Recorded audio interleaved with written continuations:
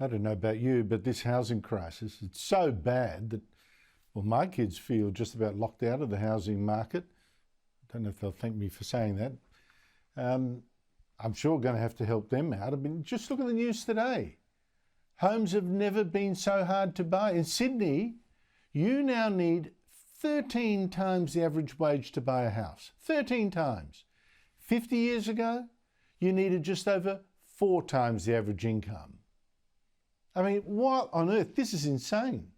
Well, you take this measure of how hard it's become. It now takes half of a median income to pay the mortgage of a median priced home. At least that was the end of last year. I mean, that's a scandal. And here's the thing, you see. This Albanese government has just put out a report that admits the government's insane immigration intake, 1 million people in 2 years, hundreds of thousands a year still coming, is making this worse. Doesn't say it as directly as I just did to you, but it's in there. You can see it from a graphic. Now, I know, of course, this argument is obvious. Of course, more people you bring in, the harder it is to find houses for everyone. But the government has never admitted it. So, oh no, it's a supply issue. It's a supply issue, not a demand issue, whatever the hell that means. But anyway, now the government's National Housing Supply and Affordability Council has put out this report, the State of the Housing System. It's an annual report, and it spills the beans in this graphic of future demand for houses, showing that if immigration was 15% lower than is predicted, and that is the bottom line, 15% lower than the government wants, then we will have an extra 40,000 or so homes over the next 4 years available to Australians. And 40,000 more homes, that's got to help, doesn't it? Joining me is the man who spotted this detail, passed it on to me, is Leith van Onselen, co-founder of Macro Business and a former Federal Treasury official. Leith, thank you so much for your time, and thanks for passing it on. That is extraordinary, that revelation in that one graphic, and the government's never come out and said, oh yes, there is a link between immigration and the housing crisis. In your mind, what does this graphic prove?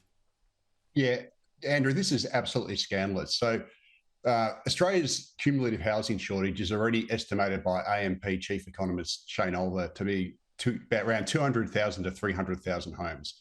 Now, the government's own housing affordability body, the National Housing Supply and Affordability Council, has warned that Australia's housing shortage and rental crisis are going to continue to worsen over the next 5 years as immigration demand continues to exceed housing supply. And what their forecast is that Labor's going to miss its housing target, its 1.2 million homes over 5 years, by about 262,000 dwellings. So that's about 22%. And they forecast that new housing supply is going to remain below population demand, i.e. immigration, for the entire 5-year period. And we're going to be 79,000 short over the next 5 years. So that's 79,000 on top of the already undersupply of about 200,000 plus. So as a result, they warn that we're going to have more homelessness, more overcrowding, et cetera. And as you point out at the top, Andrew, if we simply cut population growth by 15%, this is according to their own estimates, instead of having 79,000 shortage of homes, we'd actually have a surplus over the next 5 years of 40,000.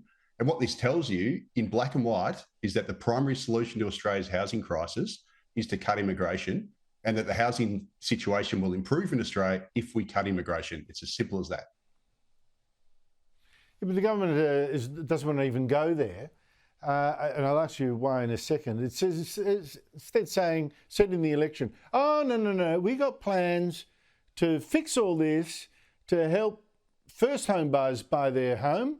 They're going to allow them to have their loans. They're going to guarantee their loans. The government is now going to guarantee their loans so that they can buy a home with just a 5% deposit. 5% deposit. So is that going to help? No, it's not. So Labor's 5% deposit scheme for first home buyers is simply going to increase borrowing capacity. It's going to suck more, potentially subprime borrowers into the housing market, and it's going to lift overall demand and prices. So what we're going to end up after this, in say 5 years, Andrew, is going to end up with more expensive housing than ever and larger mortgages, because the people who've bought those homes are going to have smaller deposits to begin with. So we're just going to end up with higher prices and more household debt, without solving the underlying problem is that we're bringing in way more people than we can ever supply homes for. because that is the basic issue, isn't it? Too many people chasing too few homes. We're not building them fast enough.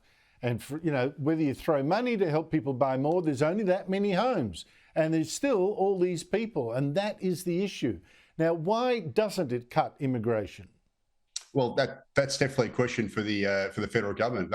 They maintain high immigration for two main reasons. It's great for the federal budget because if you bring in a whole bunch of people, they raise more income taxes and corporations taxes. But the cost of that population growth is deferred onto the broader population, onto state governments, etc., which is why states like Victoria are drowning in debt. They also run a high immigration policy because big business wants it, big property wants it, and the universities love it, and migration agents. There's a whole industry around this, Andrew.